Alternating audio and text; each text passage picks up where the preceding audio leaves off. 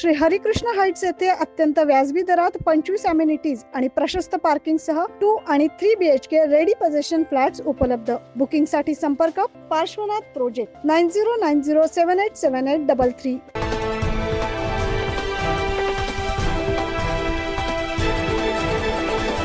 लोकसभेचे घोडे मैदान अवघ्या काही दिवसांवर आलंय. राज्यात महायुती आणि महाआघाडी यासाठी जोरदार हालचाली सुरू झाल्यात. यामध्ये शिवसेना आणि राष्ट्रवादीचे 2 गट देखील आमने सामने येणार आहेत. त्यातच सर्वात जास्त हाय व्होल्टेज सामना बारामतीत रंगण्याची शक्यता आहे. बारामती लोकसभेसाठी विद्यमान खासदार सुप्रिया सुळे आणि अजित पवार यांच्या पत्नी सुनेत्रा पवार यांच्यात सामना रंगण्याची शक्यता आहे. म्हणजे नणंद आणि भावजया असाच काहीसा हा सामना होईल अशी शक्यता आहे. यावर आमदार रोहित पवारांनी भाजपावर निशाणा साधलाय.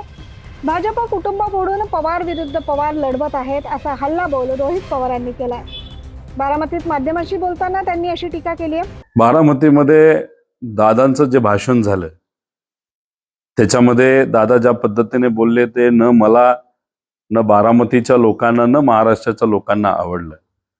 पण ज्या पद्धतीने ते बोलत होते तर तिथं कुठेतरी मला असं वाटलं होतं की लोकसभेची लढत बारामती लोकसभेमध्ये ही पवार विरुद्ध पवार होईल. सुप्रियाताई तर पूर्वीपासून तिथं खासदार आहेतच. आता विरोधात खासदार देण्याची जबाबदारी ही भाजपने मुद्दामून अजितदादांवर टाकलेली आहे.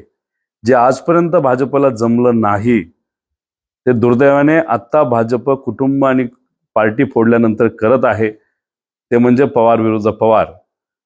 जेव्हा अधिकृत पद्धतीने उमेदवारी दिली जाईल याच्यानंतरच आपल्याला काहीतरी बोलावं लागेल आणि ती उमेदवारी दिल्यानंतर मग त्याचं काय करायचं लोक ठरवतील आणि आदरणीय पवार साहेब ठरवतील. दरम्यान सुनेत्रा पवार यांना अद्याप अधिकृत उमेदवारी मिळाली नाहीये. मात्र त्या लोकसभा रिंगणात उतरतील असे एकूण वातावरण निर्मिती होते. Bureau report 9 news Maharashtra.